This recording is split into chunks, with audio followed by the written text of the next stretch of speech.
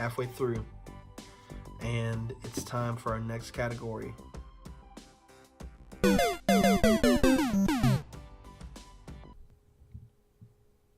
Number 10. Madden 18 was the game I played the most last year. The additions to gameplay and improved visuals took Madden 18 into another stratosphere for me, and it's a blast to play.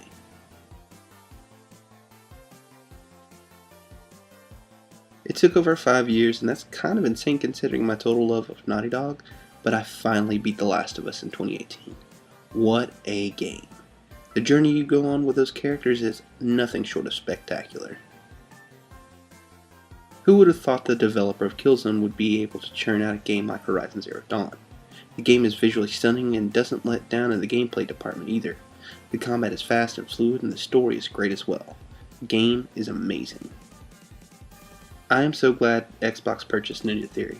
I've loved most of their games, and it was this game, Hellblade: Senua's Sacrifice, that cemented them as a juggernaut of narrative-based single-player games. I really can't say enough about it. It's just absolutely brilliant.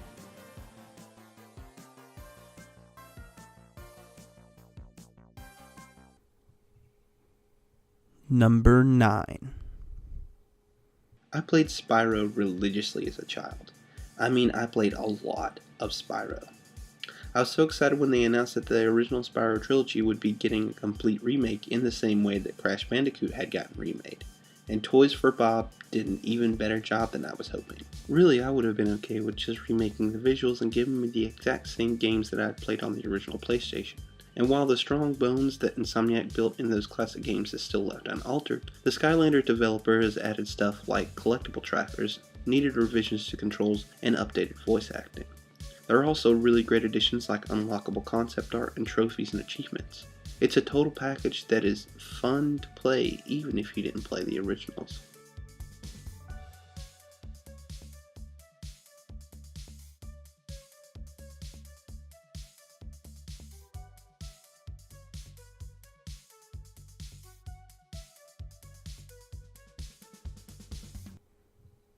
Number 8.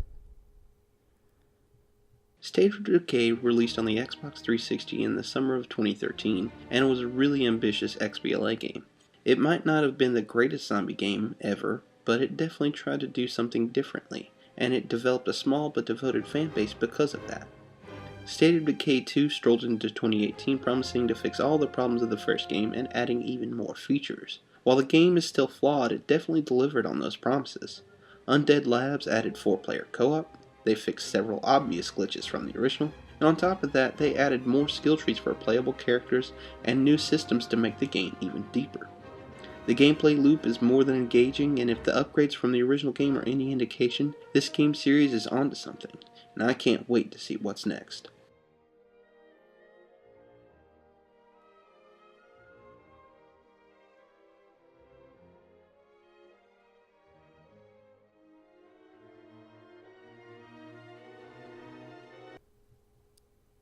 Number 7. This was a weird year for Microsoft's exclusives. If you compare the big two consoles, PlayStation had 3 giant single-player exclusives that did insane sales numbers, and Xbox, well, they had 3 exclusives as well, but they were marketed heavily for their multiplayer features and didn't fare nearly as well in the sales department. And let's not beat around the bush. Rare isn't the same studio that developed those classics on the N64, but they still have plenty of talent.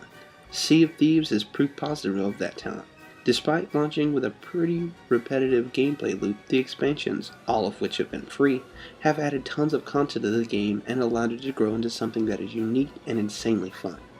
The premise of becoming pirates with your friends is intriguing enough, but the execution totally nails the cooperative experience.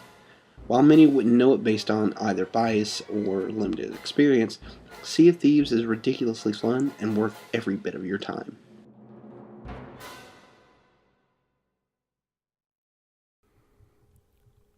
Number 6. While they aren't a first-party studio for Sony, Quantic Dreams is synonymous with PlayStation. Their best game, Heavy Rain, is not only one of the best PS3 games, it's one of the best games of that generation. And what's frustrating about the studio is their weird insistence on being inconsistent. Their first game, Indigo Prophecy, showcased a studio that was capable of something great, but wasn't quite there yet. Heavy Rain was an impeccable masterpiece that showed them becoming a full-fledged Titan Nova studio, and then they released the hugely disappointing Beyond Two Souls. So despite some really dedicated fans, the studio's next release, Detroit Become Human, was rightfully going to be met with healthy skepticism. What was delivered was an unforgettable experience and arguably Quantic Dream's best game to date. The interactive drama is damn near perfect in its execution and expands on everything the studio has done before. The game is fun and delivers a really fantastic story, and proves that Quantic Dream is a developer to be reckoned with.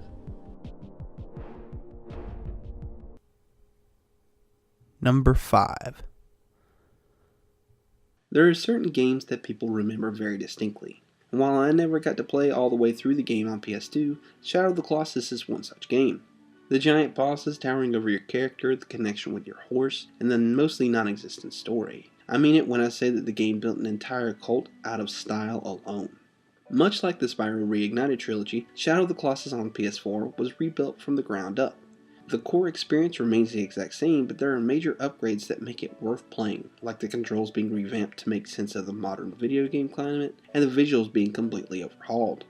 There are also the fixed trophies from the PS3 remaster, and some more tunes to the time attack modes. These upgrades make the game even better than the original release back in 2005. With them, you can experience the tragedy in an absolutely astounding form. I don't go out of my way to platinum games unless I really enjoy the game, and I did it with this one. It was that damn good.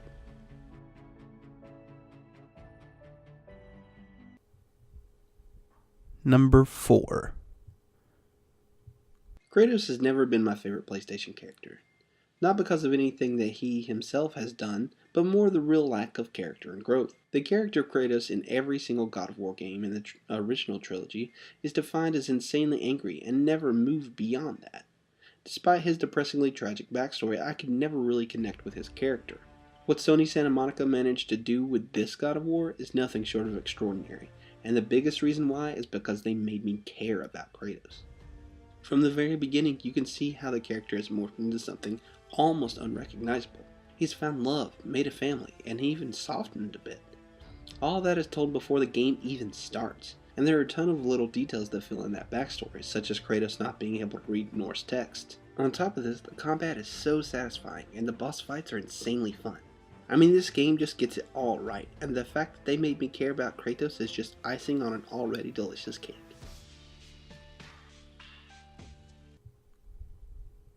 Number 3. I don't know anything about cars. I mean, absolutely nothing. That's part of the reason I don't like racing games outside of the kart racers like Mario Kart. The hardest of the hardcore prefer the Gran Turismos and the Forza Motorsports, and that's all fine and dandy, but I don't think there's been a finer racing series than Forza Horizon. Ever. That might seem like hyperbole, but Forza Horizon 2 was my game of the year in 2014, and Forza Horizon 3 was certainly in the running for my 2016 game of the year. I played both of these games absolutely religiously. In fact, I'm not sure I played another game more than those in the respective years that they came on the market. Each and every game in the series manages to expand upon the strengths of the previous entries while adding new features, and Forza Horizon 4 doesn't disappoint.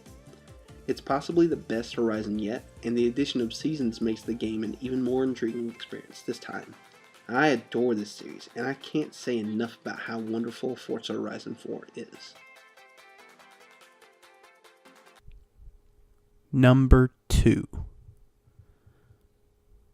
Nobody, and I mean nobody, in the world does open world sandboxes as well as Rockstar Games. Their Grand Theft Auto series set the bar. With each successive game in the series, the bar would move up and up and up. Then they started taking on other games. There was Manhunt and Midnight Club, and even an entry in the Max Payne franchise. And then there was Red Dead Redemption, a sort of Grand Theft Auto the Wild West. And while most people will use that description, I actually think it's a little inaccurate. No other Rockstar game to that point had managed to craft an experience like Red Dead. It told an adult story that had grand ambitions for cinematic storytelling in games. 8 years later, and Red Dead Redemption 2 is doing it once again. Everything from the story to the characters to the visuals is a feat for Rockstar. They've managed to outdo themselves yet again. Everything about this game just reeks of brilliance, and if there's one game that gave me pause about my number one pick, it's this game. It's damn near perfect. Number 1. I'm sure that a significant portion of you are wondering, what the hell am I thinking? And there's maybe a slither of people who actually agree with me. And what can I say?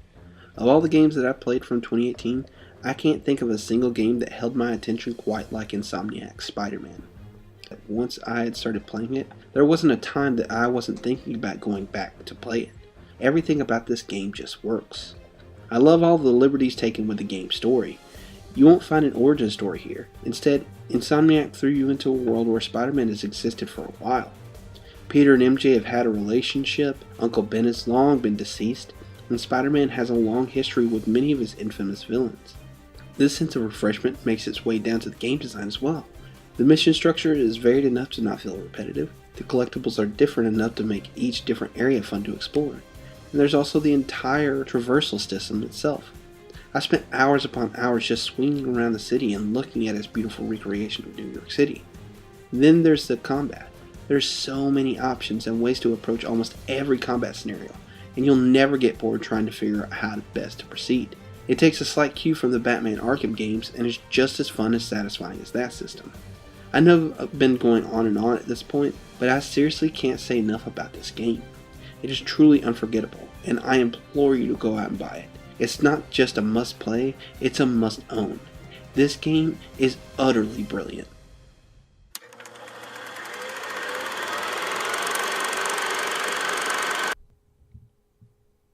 Number 10.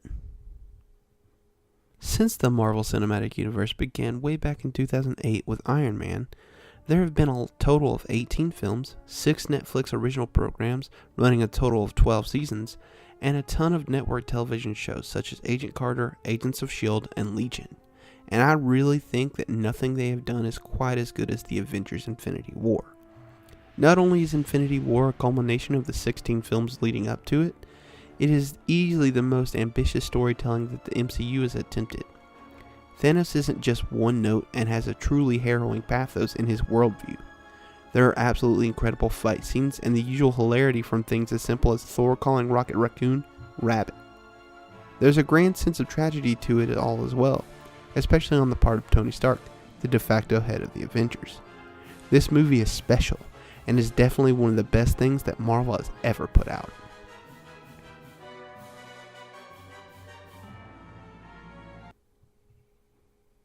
Number 9.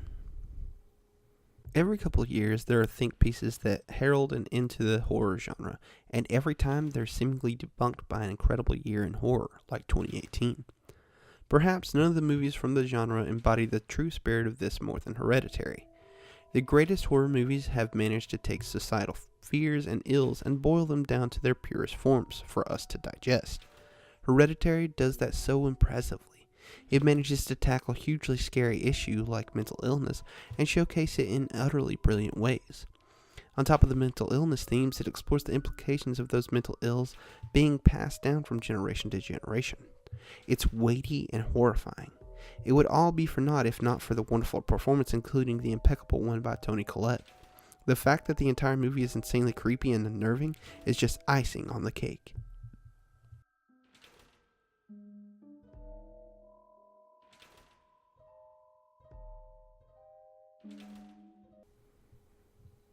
Number 8. Every year needs a really solid feel-good movie to fill out its roster of greats, and most of those feel-good movies fail. Most of them tend to devolve into overly emotional schlock and sentimental drool. Luckily, 2018 had one of the better feel-good movies in recent memory in Hearts Beat Loud. The best thing about Hearts Beat Loud, outside of the really wonderful performances, is that it never wastes the viewer's time. The story showcases how the struggles and reality of life can compromise one's dreams, and this movie is poignant in expressing this in every one of its characters. Nick Offerman is exemplary as the man who isn't willing to give up on his dreams, despite the entire world falling down around him. Kiersey Clemons is utterly fantastic as his daughter, who is trying to blaze her own path. Hearts Beat Loud doesn't have the stereotypical happy ending that plagues most of these types of movies, and it works even better because of it.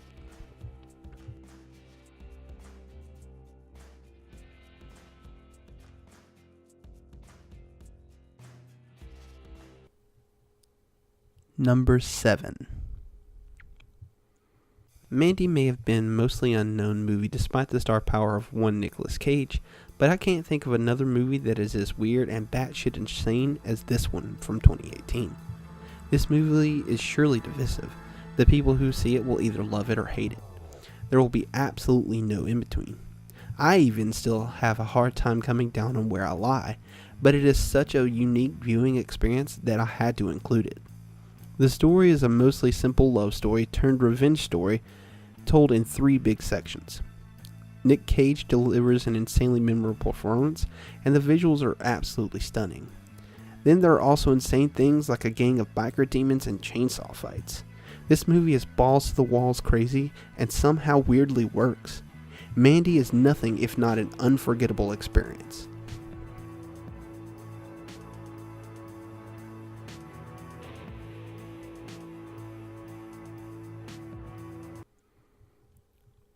Number 6. I have found that I love movies that explore themes built around technology. It's one of the reasons that I love Black Mirror, and also why A Social Network is one of my all-time favorite movies. Searching is a weird one in that pantheon, considering that it isn't a cinematic masterpiece in the vein of A Social Network, nor is it a television show that tackles the darkest possible consequences of technological advancement. Searching is, however, an unexpectedly deep take on both humans and technology. It's a film about the lack of communication between individuals despite being the most connected at any point in time in history. On top of that, it also explores how human beings change themselves through these technological means. No one is who they say they are online. All of this is bolstered by the fantastic performance of John Cho, who manages to wring every single emotion possible just from a webcam. This movie is really fantastic and deserves every bit of recognition that it gets.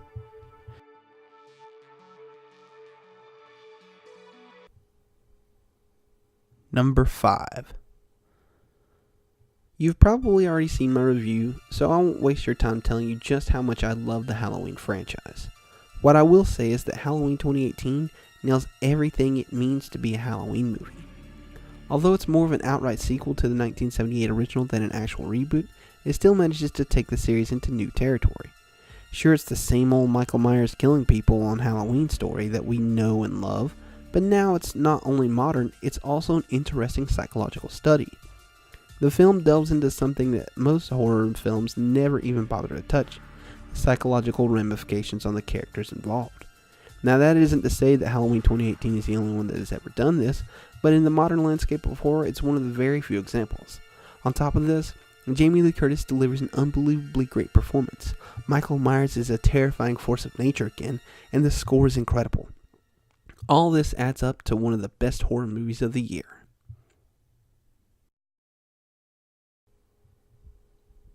Number 4. I called Mandy possibly the most divisive movie of 2018, and the only other movie that I think comes close is Sorry to Bother You. If Mandy was the batshit horror movie of the year, then Sorry to Bother You is the batshit political comedy of the year. And what's even more intriguing is that the least interesting questions raised isn't political, but instead about individualism. There are so many ideas in this movie that all tie into that theme.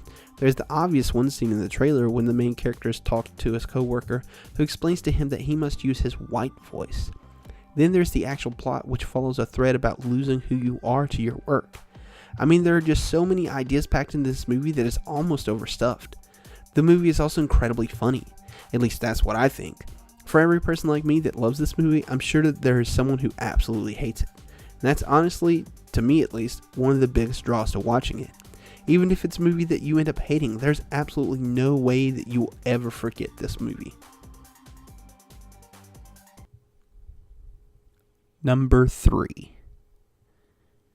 I love Alex Garland. I have ever since The Beach.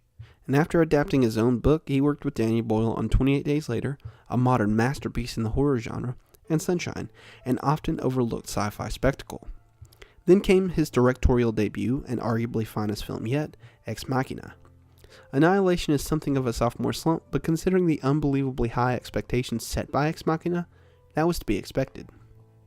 In many ways, Annihilation is the most ambitious project that Garland has ever tackled. And what strikes me most about the film is that it definitely tackles the theme of self-destruction that comes from depression, but that the self-destruction theme also has more to say about every aspect of humanity. Upon a second viewing, it's entirely clear to me that there is a commentary on how humanity's self-destructive nature has an impact on nature itself. I mean, this movie has something to say and says it loudly. I love this movie, and any fan of sci-fi will as well. Number 2. I think that probably the running through line of my favorite movies of 2018 is the theme of communication. It's funny because it's the single biggest problem I see within the political landscape today. Yet it's not just political. It really is a matter of humanity. That's why A Quiet Place is such a good movie to me. It's got the scares for sure. It is a horror movie after all. But its deeper thoughts on personal communication and connection is something that I think speaks to me more than the straight up horror elements. It's also the reason that A Quiet Place nearly topped my rankings. The movie really drives home the theme of communication by its design, but never overtly states it. The monsters are wonderfully creepy and are rarely seen. The sound design is superb. I mean, this movie is damn near perfect in execution. That's why it's my favorite horror movie of the year.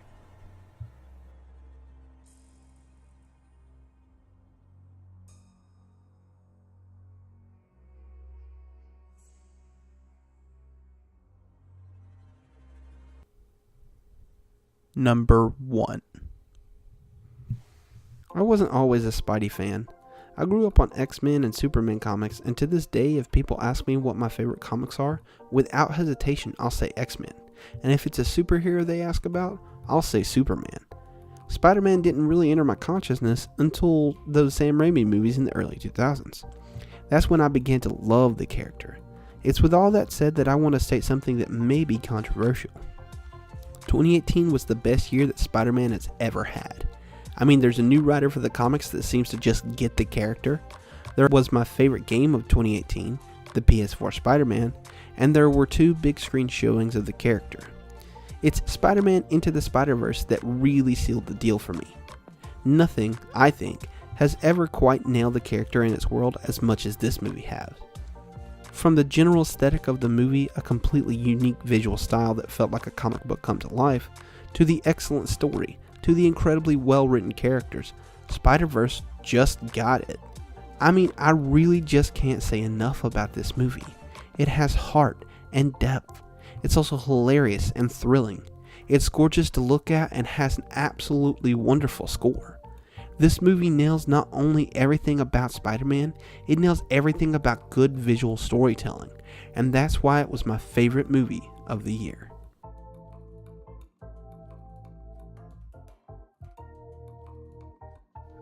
Alright, so there we have it. That was my 2018 in review, and I really hope that you guys feel the same about these things. I know that with the video games, you guys probably won't, but that's fine. Anyway, let me know what you did and did not agree with down below, and I'll catch you guys on the other side. Thanks everyone for watching this video. Please hit that subscribe button and the notification bell so then you're notified on all of the content released on the Culture Pop channel. Also, don't forget to share this channel with your friends so that then they can also enjoy all the content that Culture Pop has to offer.